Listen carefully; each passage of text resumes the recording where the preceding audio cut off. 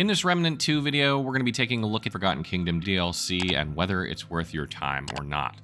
In this review, we'll answer the questions: how is the level progression of the latest map compared to the previous DLC area? How do new enemies perform? Do the new weapons and trinkets provide more diversity to existing builds? And ultimately, is the latest DLC worth your hard-earned cash? The story of the Forgotten Kingdom is set in the world of Yaesha, which is also in the base game, a world seemingly one with Mother Nature.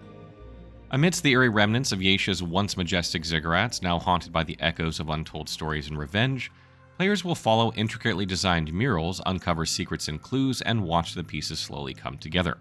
You must navigate the paths where sentient stones prowl in search of fresh victims in a land that is beautifully crafted but perilous in every way. From the moment I stepped foot into the Forgotten Kingdom DLC, I was fascinated by the rich history embedded in every crumbling ruins, hidden chambers, long broken bridges, tunnels, and more. Gunfire Games have clearly upped their game in crafting a world that feels alive with rich lore waiting to be uncovered. As I got deeper into its narrative by exploring the surrounding areas, the story was well paced by slowly revealing pivotal characters and happenings that led to the events of the long-lost civilization. Travelers will not be alone in this journey, though, and there will be new NPCs as well that will further add flavor to the overall narrative, which was a nice addition. Gunfire Games clearly paid more attention to environmental storytelling in the Forgotten Kingdom, as enemies, world elements, and supporting lore parchments tell a cohesive story. However, despite its strong opening and development, I did find the conclusion underwhelming and a bit abrupt. Overall, the narrative is not a miss, but rather it had an uncompelling ending. With the story and setting out of the way, let's move on to the Forgotten Kingdom's gameplay. As mentioned previously, players will notice right away the dangers and areas they must traverse as they begin the Forgotten Kingdom. It feels overwhelmingly huge at first and may take players a second to get their bearings.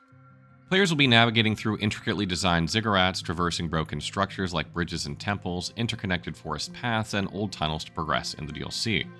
And again, as mentioned previously, Gunfire Games seems to focus more on exploration and storytelling this time around, so I enjoyed mapping most of the areas in this DLC. I stopped counting how many times I got lost while exploring, especially the overworld, not because of its size, but because of its layout. Players will be engaged not only from the amount of exploration, but also from uncovering myriads of secrets and lore such as hidden chests, illusory walls, invisible tunnels, hanging platforms, or well-hidden ancient rooms, which often contain valuable treasures. And since the Forgotten Kingdom takes place on Yaesha, fans may be wondering about puzzles. There are a lot of puzzles to solve in this DLC, and if you've been playing Remnant II for quite a while now, these puzzles are not easy and take time to progress. They vary depending on the random injectables that players will generate when starting the DLC, so players can still expect that each playthrough will have some uniqueness to it. Surprisingly, there was a lot of platforming activity in the latest DLC, even when playing in dungeons. Along with puzzle solving and platforming activities, players are required to outsmart a lot of dangerous traps, and it provides a refreshing sense of exploration not experienced before in Remnant II. Fighting enemies are fun, but I felt like we had plenty of that in the main game, especially in the Awakened King DLC. This time, I felt like I was playing a completely different game, something more akin to Tomb Raider or Uncharted, uncovering secrets, avoiding traps, and solving puzzles. One of the features of the Forgotten Kingdom is the addition of new enemies, which is most of the Guardians of the Lost Tribe. These enigmatic warriors added a lot when talking about the whole presentation of the Lost Tribe or the narrative itself. There were new bosses to fight, and each of them offered different combat mechanics that players need to learn in order to succeed. Most of the boss fights feel gimmicky and mechanics-focused compared to skill-based bosses where dodging encounters are enough to carry you through even not knowing the mechanics. Overall, most of them are subpar in my opinion and can be dull for the most part.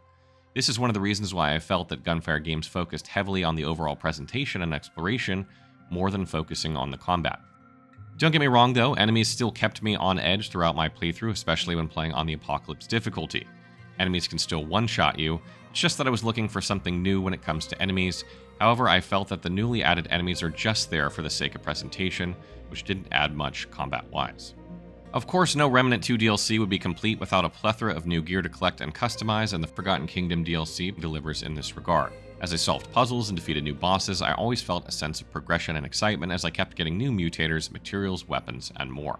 The decent variety of new weapons and trinkets available ensures that every player will find something to suit their preferred playstyle, upgrading their existing builds, or formulating new ones thanks to these newly available items. I am one who loves to get new stuff, but also looks at their quality, making sure that they're not just there for the sake of adding new items into the game. Thankfully, although the new items and equipment are not plentiful in quantity, I couldn't help but be excited when examining the possible variety each item provides. Every time I got a new item, I constantly found myself thinking, oh, will this improve my existing build? Does this new ring pair well with this certain type of weapon? Moments like this sparked curiosity and excitement as I made my way through the DLC. But the star of the show is the new archetype, and when a Remnant 2 DLC comes, fans can't help but be excited about it. Mainly since new archetypes open up new possibilities in terms of building, theory, crafting, and such, and I cannot help but see it as the biggest reason to get the DLC for a lot of players. Presentation and exploration are the core focuses of the Forgotten Kingdom DLC as mentioned previously, and the level design speaks for itself.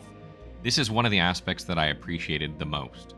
The overworld not only feels cohesive, but also entertaining to explore. It's easy to get lost in the overworld, particularly during a first playthrough. However, the distinct level design elements and areas helped me a lot during my experience when trying to progress in the game. And although no graphical improvements have been applied in this latest expansion, I did feel Gunfire Games focused more heavily on presentation instead of solely focusing on combat, which I greatly appreciated. The overall sound design played a pivotal role in making the whole narrative presentable as well. By incorporating intricately composed musical scores that are perfect to set the mood, Gunfire Games managed to make exploration more engaging and really ramp up the tension during key moments of the DLC. Gunfire Games also stayed true to their quality voice acting. Although there were only a few additions in terms of NPCs, thanks to their distinct lines and characteristics, it was not difficult for me to remember them or keep track of them, especially when experimenting with different outcomes.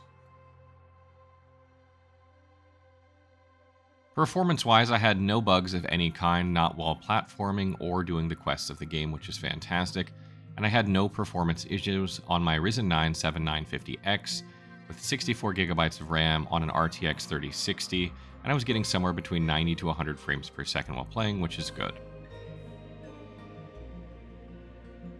Moving to replayability and price point.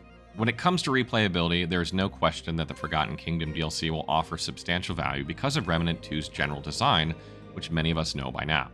My first playthrough took me 3 hours or so after exploring 90% to 95% of the whole map, before ending it and starting a new playthrough. When it comes to accessing the Forgotten Kingdom DLC, players can do so by generating a new adventure playthrough or randomly generating it when progressing in the campaign.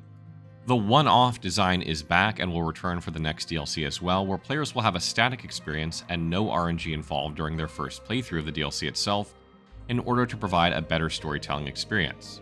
If you're a completionist wanting to acquire everything in the DLC, then expect to have at least 6 to 8 playthroughs. Of course, this varies depending on the RNG, as your succeeding playthrough after the one-off playthrough will be randomized.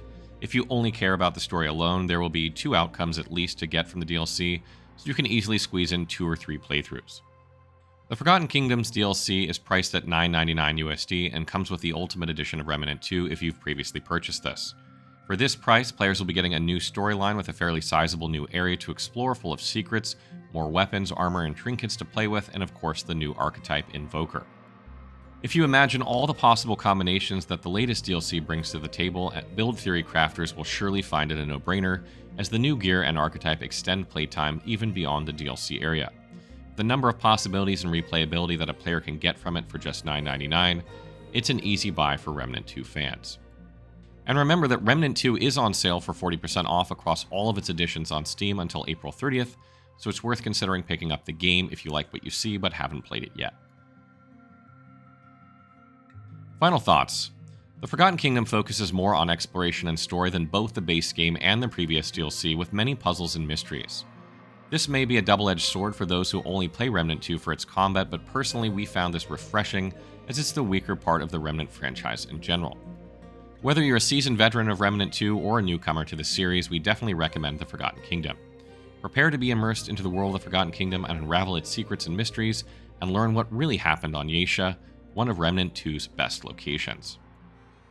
In conclusion, the Forgotten Kingdom is a pleasing, well-crafted expansion that breathes new life into the world of Remnant II.